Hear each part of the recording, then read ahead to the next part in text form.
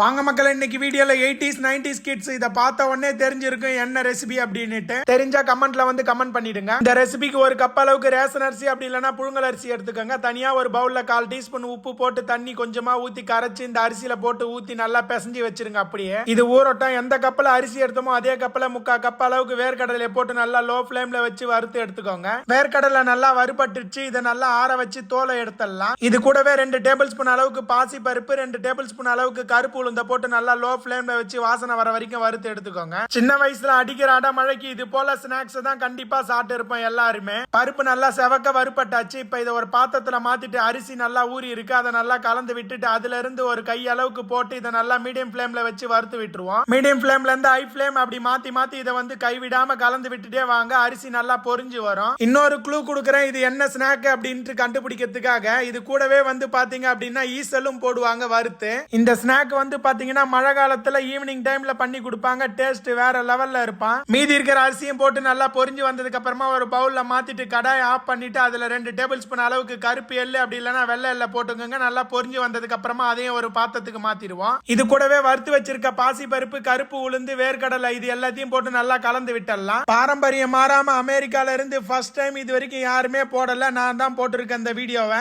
அதுக்காக இந்த வீடியோக்கு ஒரு லைக்கை போட்டு நம்ம வாங்க மக்களை யூடியூப் சேனலை மறக்காம சப்ஸ்கிரைப் பண்ணுங்க மக்களே.